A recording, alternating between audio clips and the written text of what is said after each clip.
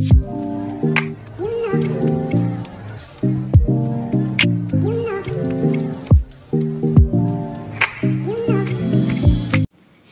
Hi అందరికీ welcome back to my channel. So మీరు కానీ ఫస్ట్ టైం నా వీడియో చూస్తూ ఉంటే నా ఛానల్లో ఇంకా కొన్ని వీడియోస్ ఉన్నాయి, వెళ్ళి చూసేసేయండి.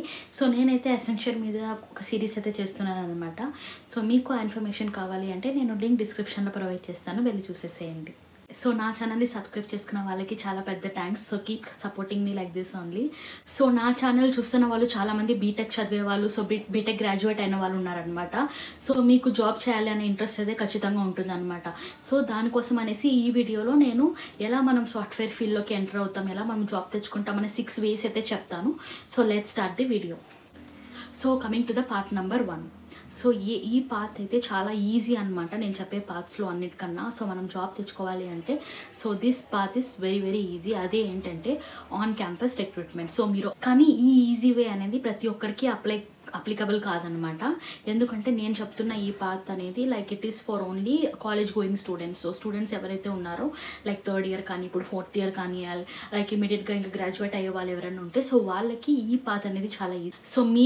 సో బేసికలీ ఈ పాత్ నెంబర్ 1 అనేది బాగా వర్కౌట్ అవుతుంది అనమాట.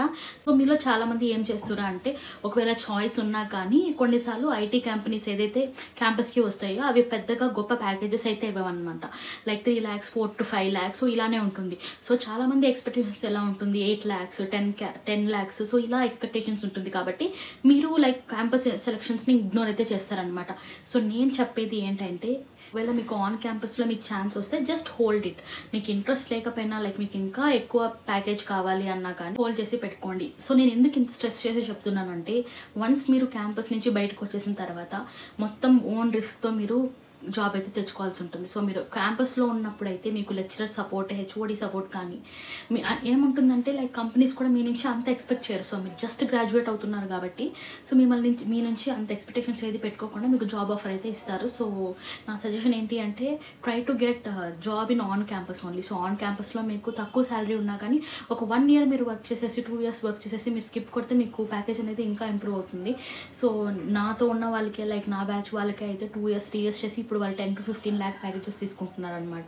ఇప్పుడున్న పరిస్థితుల్లో మీరు ఆఫ్ క్యాంపస్కి వచ్చి జాబ్ చేయాలి అంటే it is little bit tough thing. So మీరు ఆల్రెడీ 3rd year 4th yearలో ఉన్నారంటే జస్ట్ సేయింగ్ సో మీరు ఖచ్చితంగా ఆన్ క్యాంపస్లోనే ప్లేస్ అవ్వడానికి అయితే మీరు ట్రై చేయండి. సో ఫస్ట్ వే అయితే ఆన్ క్యాంపస్ నుంచి జాయిన్ అవ్వడం అనమాట, పాత్ నెంబర్ 2. సో సెకండ్ వే ఏంటి అంటే ఆఫ్ క్యాంపస్ ప్లేస్మెంట్. సో మీరు కానీ జస్ట్ గ్రాడ్యుయేట్ అయ్యి మీరు బయటికి వెళ్తున్నారు అంటే సో బయట మీరు ఏ ఇంటర్వ్యూస్ అన్నా వెళ్ళొచ్చు, దేనికన్నా మీరు అప్లై చేసుకోవచ్చు అనమాట. So it will be totally independent of college. So మీకు కాలేజ్ వాళ్ళ సపోర్ట్ కానీ ఇలా ఏమీ ఉండదు.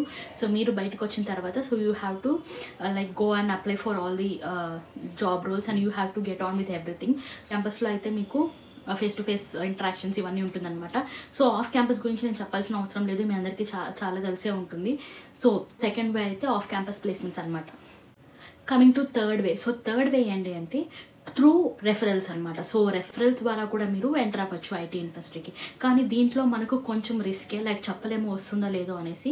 సో మనకు 2 ways ఉన్నాయన్నమాట ఈ రెఫరల్స్లో. సో ఫస్ట్ వన్ ఏంటి అంటే సో ఒక టాప్ మోస్ట్ ఎంఎన్సీ కంపెనీస్లో మనకి ఎవరైనా తెలిసిన వాళ్ళు మంచి పరిచయం ఉన్న వాళ్ళు ఉంటే సో వాళ్ళ ద్వారా మనం రెఫరల్ అయితే పొందొచ్చు అనమాట. సో వాళ్ళ త్రూ మనము ఎంటర్ అవ్వచ్చు like to software field. And second one ఏంటి అంటే లైక్ మీకు స్కిల్స్ ఉండాలి. సో మంచి స్కిల్స్ ఉండాలి, లేదంటే మీరు ఆల్రెడీ ఇంటర్న్షిప్స్ చేస్తుంటారనమాట. సో నేను ఇచ్చే సజెషన్ ఇంకొకటి ఏంటి అంటే మీరు ఇప్పుడు 3rd year 4th yearలో ఉన్నారు అంటే so try to apply for more internships. So ఏదో ఒక్క ఇంటర్న్షిప్స్ అన్నా మీరు చేసినట్టే so you will have more chances to get in to IT field. So మీరు ఇంటర్న్షిప్స్ చేయండి and also certification. So certification places a very major role. So మీరు ఏమంటారు like మీరు 3rd 4th yearలో ఉన్నప్పుడే స్టార్ట్ డూయింగ్ సర్టిఫికేషన్. సో మీరు Java కానీ C++ కానీ లైక్ ఇప్పుడు డేటా సైన్స్ కానీ సో వీటి మీద ఏదో ఒక ప్లాట్ఫామ్కి వెళ్ళి మీరు సర్టిఫికేషన్స్ చేయడానికి అయితే ట్రై చేయండి. సో ఫస్ట్ వన్ వచ్చేసి మీకు తెలిసిన వాళ్ళు ఎవరైనా ఉంటే మీరు ఈజీగా రెఫరల్ తీసుకునేసి వెళ్ళొచ్చు అనమాట.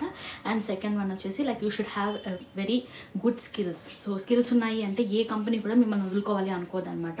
So just showcase your skills. So మనము స్కిల్స్ చూపించాలి అంటే యాజ్ అ ఫ్రెషర్గా సో చేసుకోవాలి అంటే లైక్ ఆఫ్టర్ మనం కంపెనీకి ఎంటర్ అయిన తర్వాతే సో వాళ్ళు ఇచ్చే వర్క్ బట్టే ఉంటుందన్నమాట. కాకపోతే మీరు ఎంటర్ అవ్వకుండానే ఒక ఫ్రెషర్గా మీ స్కిల్స్ని మీరు షోకేస్ చేయాలి అంటే so it is depended upon your certifications, me internships కానీ, మీ స్కోర్స్ కానీ, మీ కోర్స్ కానీ. సో ఇలా మీ ప్రొఫైల్ అనేది మంచిగా పెట్టుకుంటే so definitely they will take you అనమాట. To path number 4 it is freelancing. So ఈ ఫ్రీలాన్సింగ్లో మీరు డైరెక్ట్గా ఏ కంపెనీకి మీరు వర్క్ చేయరనమాట. బట్ దెన్ మీరు డిఫరెంట్ క్లయింట్స్ కానీ డిఫరెంట్ కంపెనీస్తో కాంట్రాక్ట్ బేసిస్ మీద మీరు వర్క్ చేస్తారు. సో ఇదేంటి అంటే లైక్ వాళ్ళు మీకు ఒక టాస్క్ కానీ ఒక ప్రాజెక్ట్ కానీ మీకు ఇస్తారనమాట. సో మీరు ఆ ప్రాజెక్ట్ కింద ఆ టాస్క్ కింద అయితే మీరు వర్క్ చేసి మీరు ఆ ప్రాజెక్ట్ని డెలివర్ చేస్తారనమాట. చేసిన తర్వాత కాంట్రాక్ట్ ప్రకారం మీకైతే పేమెంట్ ఇస్తారు. సో ఈ ప్రోడక్ట్ అయిపోయిన వెంటనే మళ్ళీ మనకి ఇంకో కొత్త టాస్క్ని కొత్త ప్రోడక్ట్ని మనం వెతకాలన్నమాట. సో ప్రతి 2 మంత్స్కి మీకు క్లయింట్స్ మారుతూ ఉంటారు. అండ్ మీకు కొత్త క్లయింట్స్ రావాలి అంటే పాత క్లయింట్స్ రేటింగ్ అనేది చాలా చాలా ఇంపార్టెంట్ అనమాట. సో మీరు చేసే వర్క్ బట్టి మీ గ్రోత్ అయితే ఉంటుంది. సో ఇక్కడ ఫిక్స్డ్ ప్యాకేజెస్ ఏమీ ఉండదు. So it will be everything upon bargaining. So మీరు ఎంత ఒప్పుకుంటున్నారు, ఎంత బాగా డెలివర్ చేస్తున్నారు, దాన్ని బట్టి మీరు ఎంత గ్రో అవుతున్నారు అండ్ మీరు ఎంత సంపాదిస్తారు అనేది వర్క్ అవుతుంది అనమాట. సో మీరు డైరెక్ట్ ఆర్ ఇండైరెక్ట్గా మీరైతే ఐటీ కంపెనీస్ ఆర్ ఐటీ క్లయింట్స్తోనే మీరు వర్క్ చేస్తారనమాట.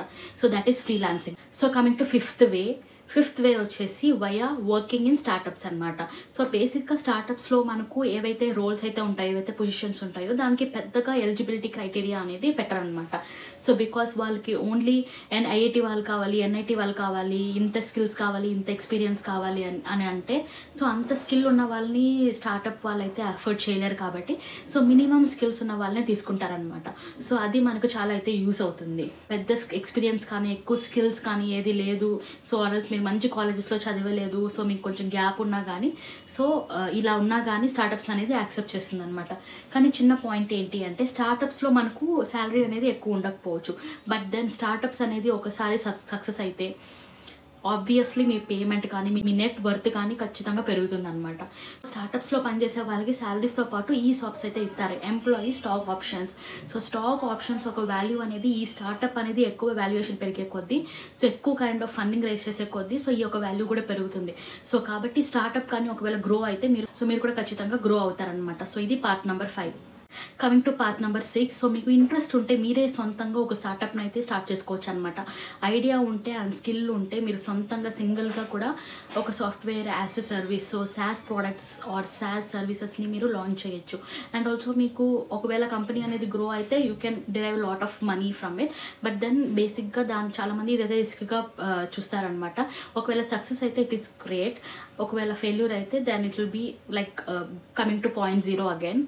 బట్ డెఫినెట్లీ మీకు స్కిల్ ఉంటే మాత్రం అట్లీస్ట్ ఇవాళ టైంలో with internet is booming right. So మీకు చాలా రిసోర్సెస్ అయితే ఉన్నాయి ఫ్రీగా, లైక్ హోస్టింగ్ కానీ డొమైనింగ్ కానీ. ఒకవేళ మీకు ఫ్రీగా అంటే మీకు కరెక్ట్గా స్కిల్ ఉంటే సో ఫ్రీ అంటే మినిమల్ కాస్ట్లో మీరు ఒక SaaS ప్రోడక్ట్ని అయితే మీరు లాంచ్ చేసి దాన్ని బిల్డ్ చేయొచ్చు అనమాట.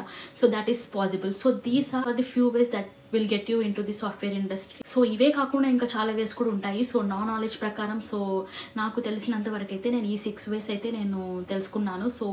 So these are the ways that will route us in to the software IT. So that's it for this video అయితే. సో ఈ ఇన్ఫర్మేషన్ మీకు ఒకవేళ యూజ్ అయింది అంటే సో అయితే ప్లీజ్ లైక్ చేసి సబ్స్క్రైబ్ చేసుకోండి. So that's it for this video guys. Bye.